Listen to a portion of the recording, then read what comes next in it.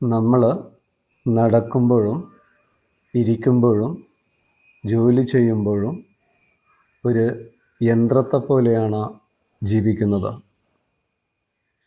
യന്ത്രത്തെപ്പോലെ നമ്മൾ ജീവിക്കുമ്പോൾ സ്വാഭാവികതയോടെ ഒരു കൊച്ചു കുഞ്ഞിൻ്റെ നിഷ്കളങ്കതയോടെ ലാളിത്യത്തോടെ നമുക്ക് ജീവിക്കാൻ കഴിയില്ല.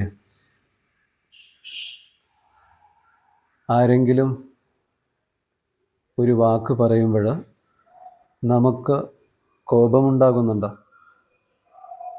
ഒരാൾ നമ്മളെ പ്രശംസിക്കുമ്പോൾ നമുക്ക് സന്തോഷമുണ്ടാകുന്നുണ്ട്.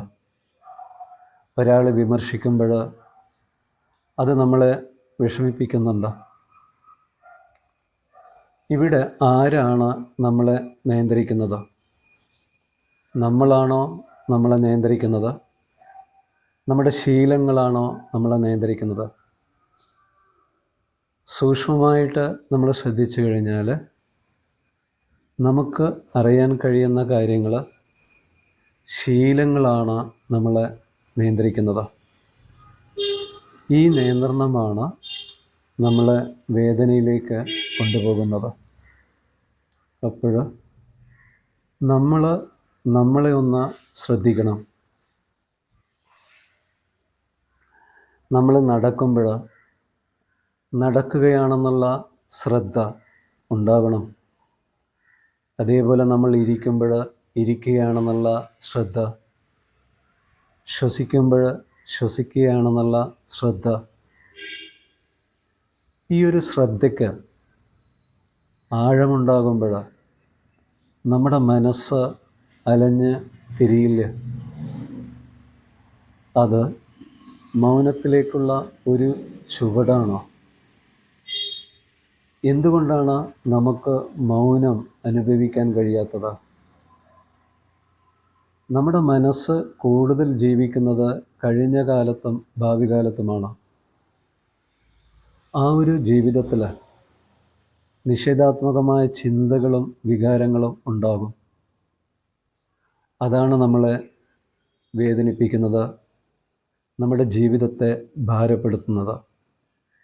ഇതറിഞ്ഞ് നമുക്ക് ഈ നിമിഷത്തിൽ ജീവിക്കാനാവണം. ഈ നിമിഷം വരുന്ന എല്ലാത്തിനെയും അതേപോലെ സ്വീകരിക്കാൻ ആവണം. അതിനെ എതിർക്കാതെ അതിനോടൊപ്പം ഒഴുകാനാവണം. ഈ നിമിഷം നമുക്ക് കോപമുണ്ടെങ്കിൽ ആ കോപത്തെ നമ്മൾ എതിർക്കരുത്.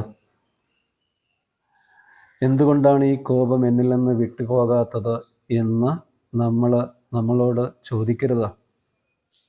ഈ ഒരു ചോദ്യം ഉണ്ടാകുമ്പോൾ, എതിർക്കൽ ഉണ്ടാകുമ്പോൾ ആ കോപത്തെ പിടിച്ചു വയ്ക്കുകയാണ് ചെയ്യുന്നത്.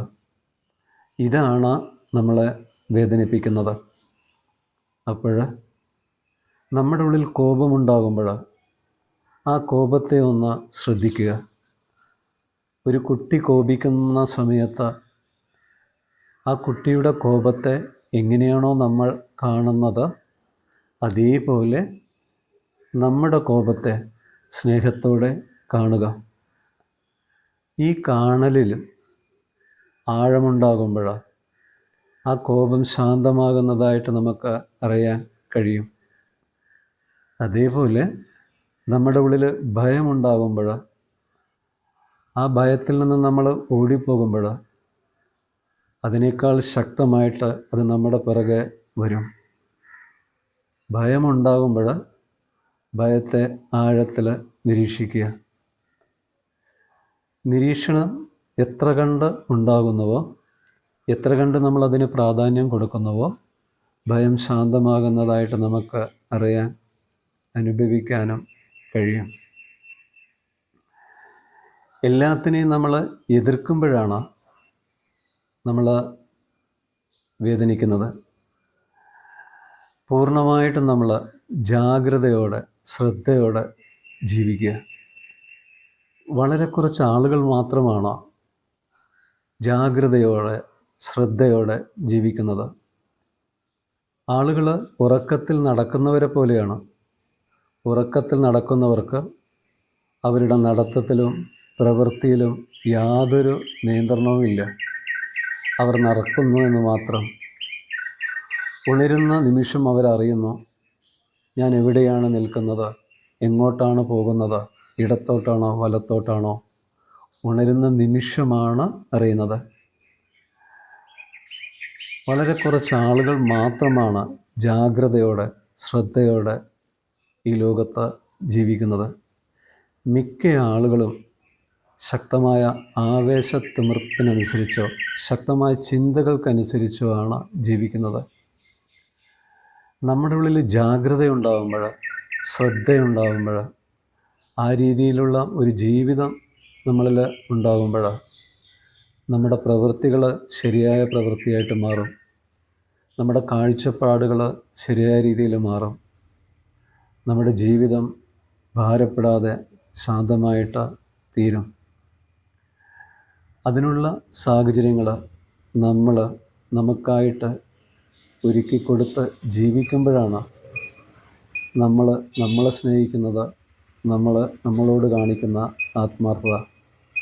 അതിന് കഴിയട്ടെ എന്നുള്ള പ്രാർത്ഥനയോടെ